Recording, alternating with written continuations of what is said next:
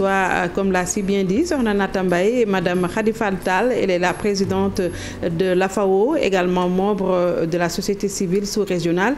Bonsoir Madame Tall et merci d'avoir répondu à notre invitation. Bonsoir Binta, c'est moi qui vous remercie de m'avoir invité. Oui, la dernière info justement, c'est la stratégie de lutte contre la corruption, la stratégie nationale de lutte qui a été lancée par le chef de l'État aujourd'hui. Alors, est-ce que cette stratégie peut contribuer de façon pertinente à la lutte contre la corruption au Sénégal? Oui, mais la stratégie, c'est bien parce que c'est un outil de référence que nous devons tous, en tout cas, soutenir et utiliser dans nos transactions de tous les jours. Mais évidemment, je souhaiterais qu'après le lancement, qu'on puisse partager les éléments, le contenu de la stratégie avec les acteurs économiques. Les acteurs économiques, qu'ils soient formels ou informels, sont évidemment en face de ce qu'on peut appeler le phénomène de la corruption. Ils sont les vrais acteurs qui sont soumis ou en tout cas acteurs de la corruption. Donc il s'agira certainement pour la directrice que nous félicitons d'avoir pu en tout cas amener le chef de l'État autour de la table sur cette question qui l'intéresse beaucoup. Mais il faut partager les contenus des documents. Est-ce que cela veut dire que les acteurs dont vous faites partie n'ont pas été associés à la mise en œuvre de cette stratégie? Non, en amont. Vraiment on nous a invités aujourd'hui. Mais en amont, par rapport à la construction de l'outil, qui est un important outil stratégique national qu'on peut faire en s'inspirant de ce qui se passe dans notre région, de ce qui se passe dans le continent. On peut dire qu'on a été invité par Otudjam, c'est-à-dire notre cadre de concertation pour la paix entre les femmes leaders de la société civile.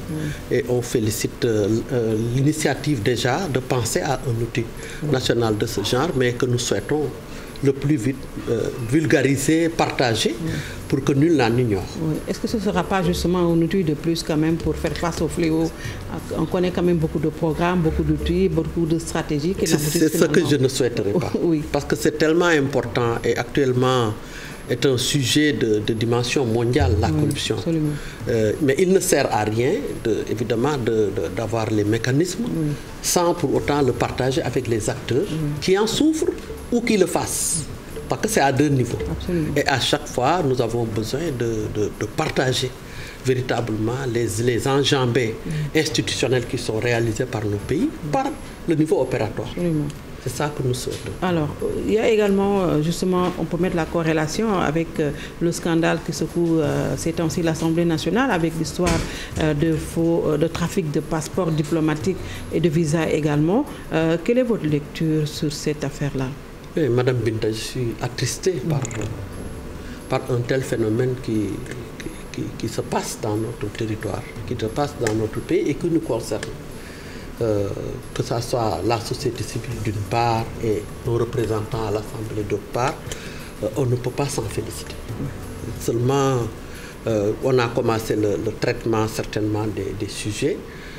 Nous sommes dans un contexte très délicat. Je voudrais en appeler à vraiment beaucoup de délicatesse sur des sujets comme ça qui peuvent... nous sommes dans une ambiance presque électorale.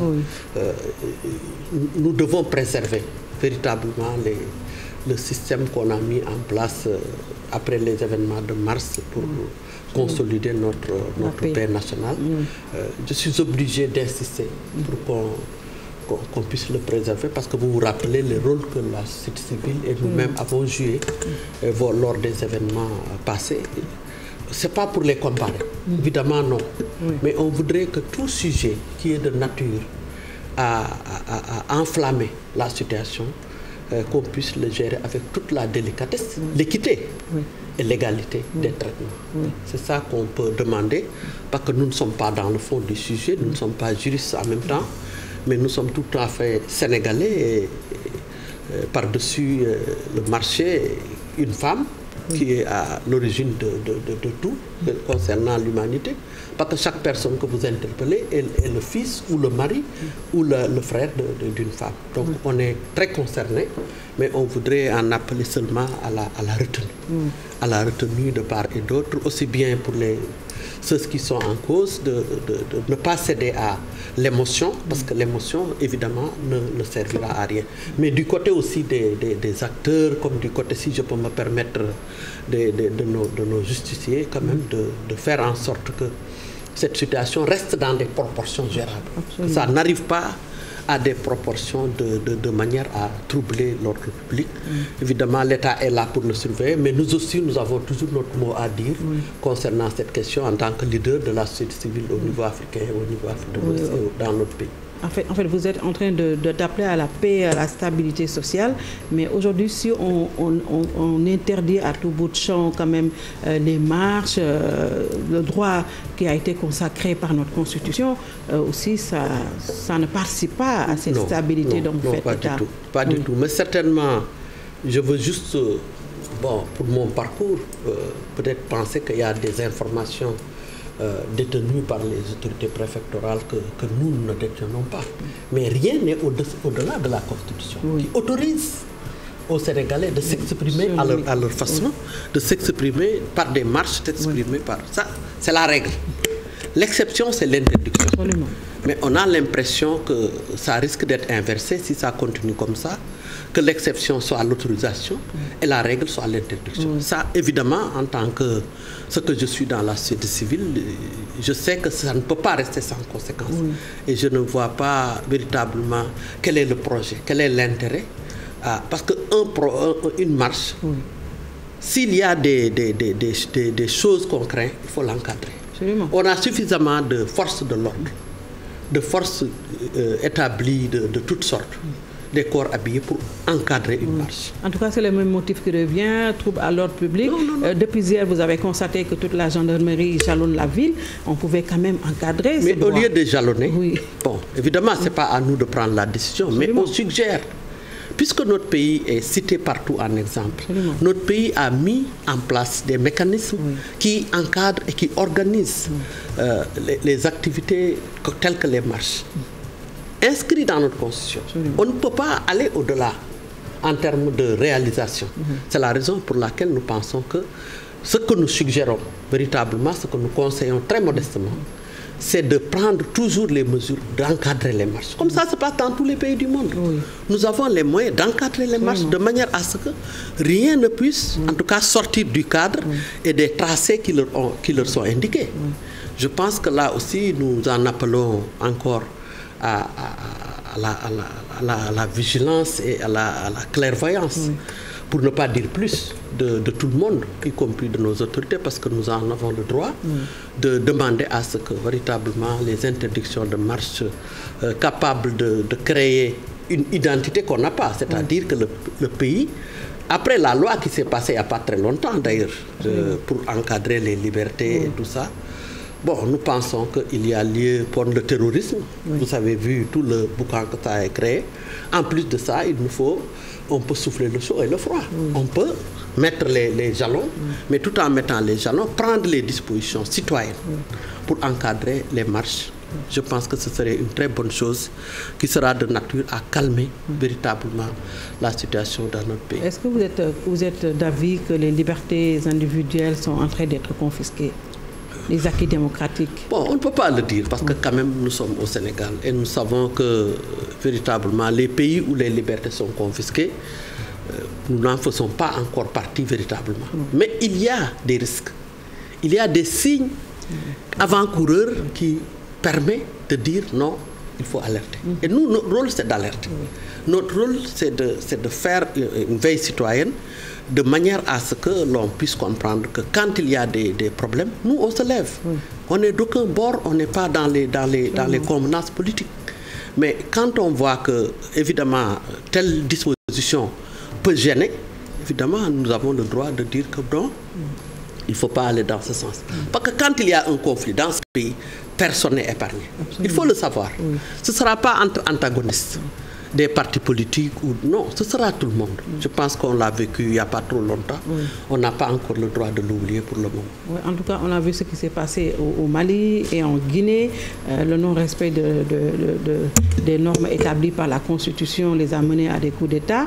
Aujourd'hui, d'abord, votre réaction sur ce coup d'État qui est survenu en Guinée? Non, évidemment, le coup d'État qui est survenu en Guinée, s'il y a quelque chose qui n'a pas surpris tous les analystes, qu'ils soient politiques, sociaux ou sociologiques, mais c'est bien ce coup d'État. Ce qui me gêne un peu, c'est que la réaction de notre mécanisme communautaire qui est la CEDEAO, qui a attendu que le coup d'État arrive du côté des militaires pour intervenir. Alors qu'il y avait forcément des manœuvres constitutionnelles, il y avait des violations flagrantes que les populations ont revendiquées en Guinée avec au prix de la vie. Combien de morts? Aussi bien en Guinée, au Mali, mais plus en Guinée depuis plusieurs années.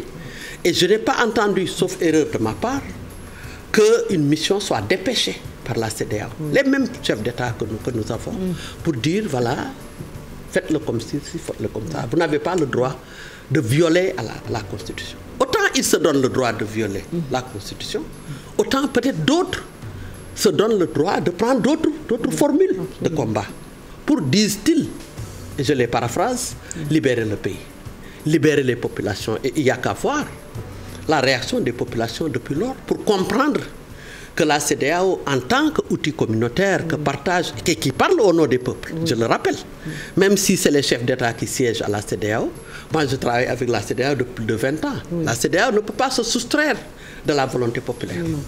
Elle ne peut pas se soustraire de ça. Et ceci étant dit, nous avons constaté, comme vous d'ailleurs, parce que nous le suivons de très près, les réunions qui se passent au niveau de tous les corps constitués de la Guinée, qui se prononcent pour dire, voilà, on veut ceci, on ne veut pas cela.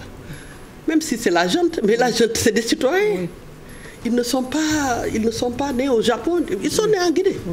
Donc, nous devons, cette affaire de sanctions tout azimut, d'ailleurs qui ne donnent pas d'effet. Ils ont déjà donné 5 mois à la junte pour organiser les élections. Non, c'est-à-dire, je vous demande, Binta, avez-vous vu quelque part où la CEDEAO a pu rétablir l'ordre constitutionnel et ramener le chef d'État déchu à sa place? Il n'y en a pas. Et c'est ça, si c'est ça le projet, c'est voué à l'échec. Qu'est-ce qui reste à faire? Ne pas avoir les populations dans le dos. Moi, je suis dans mon rôle. C'est les populations qui m'intéressent. Nous avons des représentations là-bas et nous savons combien ils ont souffert pendant toutes ces années. À écrire, nous avons écrit nous-mêmes à la CEDEAO et tout. C'est resté sans effet. Pendant qu'ils violaient pour aller au 3e mandat, je n'ai pas entendu, en tout cas sauf erreur de ma part, une déclaration publique de la CEDEAO lui demandant de se conformer à la volonté populaire à travers la Constitution. Maintenant, il a violé la Constitution par les écrits, par la justice, par je ne sais pas quoi, quelle matière, et les autres se sont saisis des armes pour, disent-ils, libérer et rétablir l'ordre. De quel ordre il s'agit maintenant? C'est ça qu'on doit regarder. Entre la CEDEAO et nous qui pensons qu'il devait faire un peu plus preuve de tact dans des cas comme ça, tout en sachant qu'ils n'ont pas été toujours au rendez-vous. Parce que nous les avons attendus à plusieurs rendez-vous auxquels elle n'a pas assisté, la CEDEAO. Donc maintenant, je ne voudrais pas que la CEDEAO soit décriée par les populations. Et que les populations qui sont en train de jubiler en Guinée... La délégation qui a été dépêchée en Guinée aujourd'hui a été huée. On a parlé de CEDEAO zéro. C'est une affaire de la Guinée. Mais ils ont de la chance. Je vous dis, moi je vous dis. C'est-à-dire que la CEDEAO doit faire très attention avec les populations. Parce qu'il faut qu'ils comprennent que les populations ont changé. Depuis 1975 qu'on mettait en place la CEDEAO. Cette CEDEAO de 1975 n'est pas la même CEDEAO de 2020. Il faut la réformer alors? Évidemment que nous passons notre temps à le demander. Absolument. Aussi bien au niveau du nombre de commissaires que de ces missions essentielles dans la région. Est-ce que vous avez dépassé des infrastructures construites par la CEDEAO? Des choses concrètes données par la CEDEAO au peuple? C'est pourquoi les peuples ont des difficultés pour comprendre le rôle de la CEDEAO, sauf nous qui y travaillons directement. Donc la CEDEAO a encore du travail. Celui de se faire accepter et considérer et respecter par les populations. Et ça, c'est un gros travail qui risque encore de subir encore d'autres coups avec ce qui s'est passé au Mali où il accordait je ne sais pas combien de mois pour rétablir l'ordre. Je ne suis pas sûr qu'il les ait bien entendus. Je ne serais pas surpris que les autres là en fassent mieux. Ça m'étonnerait. Donc, ça ne sert à rien de se déplacer, de brasser des avions, d'aller prendre des décisions qui évidemment ne seront pas suivies d'effet.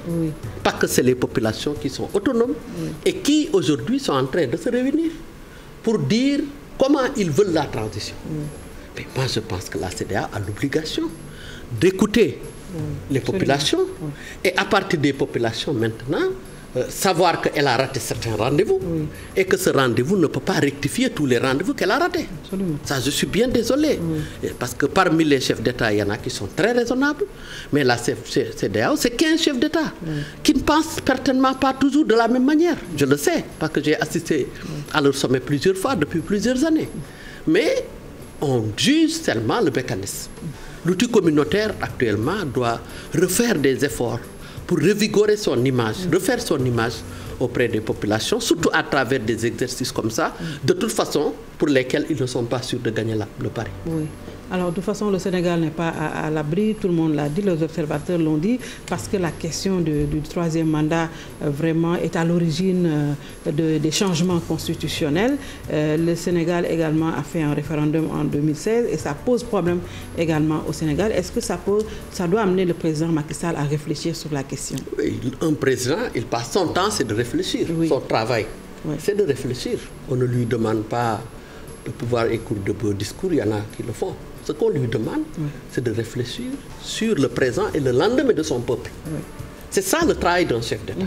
Et de ce point de vue, lui demander quels sont les outils qu'il doit mettre à sa disposition. Comment il doit aborder certains sujets avec son peuple pour aller vers les promesses tenues avant sa élection. Parce que à chaque fois qu'un chef d'État oublie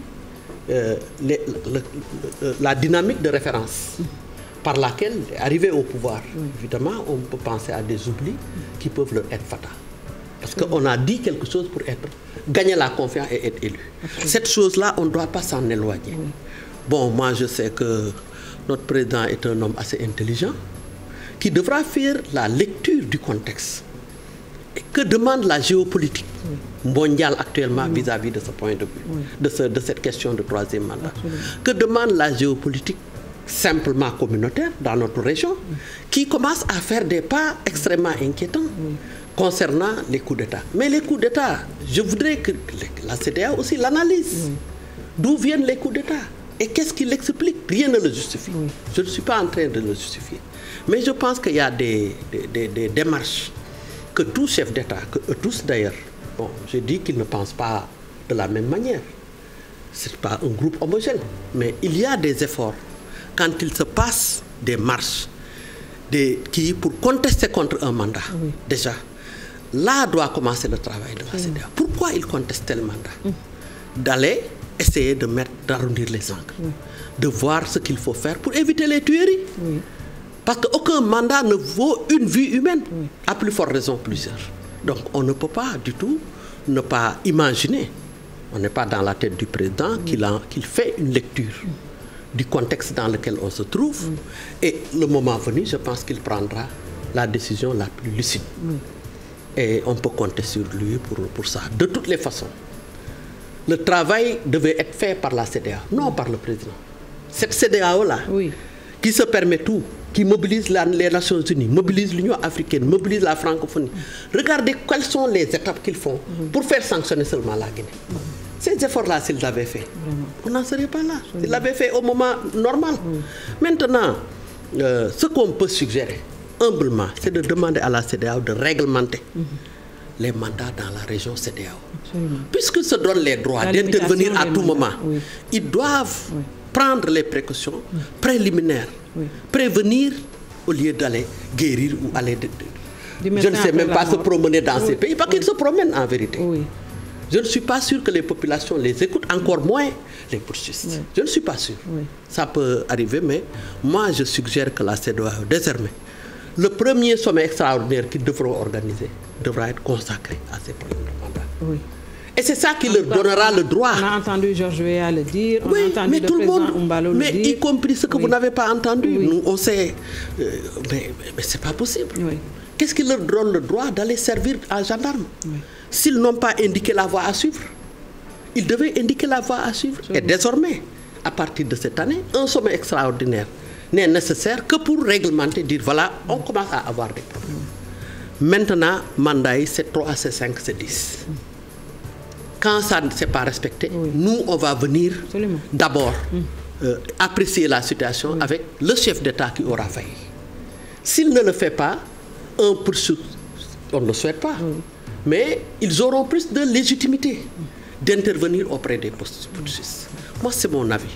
Je pense qu'il faut quand même que les organisations communautaires servent à quelque chose. Absolument. Au lieu de s'asseoir et de ne se lever que quand il y a bruit de botte quelque part, d'aller dire, donner des instructions. Mais des instructions, on les donne quand on espère que ça soit appliqué. Est-ce que la junte malienne a appliqué? Personne. Elle n'a pas appliqué. Je me demande comment ils peuvent espérer que ce Doumbouya-là va les écouter. Et qu'on libère par contre. Je suis d'avis qu'il faut discuter autour du cas du président Condé. Le président Condé est assez âgé. On doit faire en sorte de le préserver du point de vue de sa santé, du point de vue de son moral et tout. Ça, eux, même en tant que Guinéens, poursuivent. Ils doivent veiller à la santé du président. Bon, la libération, nous savons par expérience que certains chefs d'État, surtout lui qui ne veut pas démissionner, on peut le libérer et qu'il reprenne. Reprennent la politique, qu'ils reprennent des agissements qu'on ne pourra pas peut-être arrêter. Oui, on a entendu la junte dire s'il refuse de signer sa démission, ils vont le faire juger pour crime, pour corruption. Donc tout ça, c'est des choses qui devaient être réglées par la CEDEAO. C'est des choses qui devaient être réglées par la CEDEAO pour que ça soit facilité. Et ils ne l'ont pas réglé, la situation est là. Je pense que la négociation avec la junte devait être beaucoup plus adoucie sur des sujets essentiels concernant l'intérêt du peuple guinéen. Le peuple guinéen, certainement, ils doivent comprendre qu'ils ne veulent plus continuer avec Condé. Absolument. Ils veulent quoi? Le remettre au pouvoir? Le libérer, qu'on le remette au pouvoir pour dire que voilà, c'est ça l'ordre. Bon, c'est tout simplement, que Dieu me le pardonne, pas acceptable du tout. Donc nous pensons que la CEDEAO doit reprendre le bon chemin avec les États et aider les chefs d'État. Parce qu'aujourd'hui, s'il avait réglementé ça, il y aurait moins de tentation d'aller vers un troisième mandat. Bon, un troisième mandat, c'est d'abord moral. Un chef d'État qui s'assoit dans son bureau et qui estime qu'il a droit à 2, mais il veut faire 3, mais ça, c'est personnel et c'est moral. D'abord, c'est au niveau de ça qu'il faut d'abord intervenir. Si ça ne marche pas maintenant, on peut passer par d'autres qui. Mais nous, Sénégal, on ne souhaite pas être cité parmi ces exemples véritablement qui ne sont pas brillants. Très bien. Merci beaucoup, Madame Khady Fall. Je rappelle que vous êtes la présidente de l'AFAO, également membre de la société civile ouest-africaine. Merci d'avoir suivi et très bon week-end.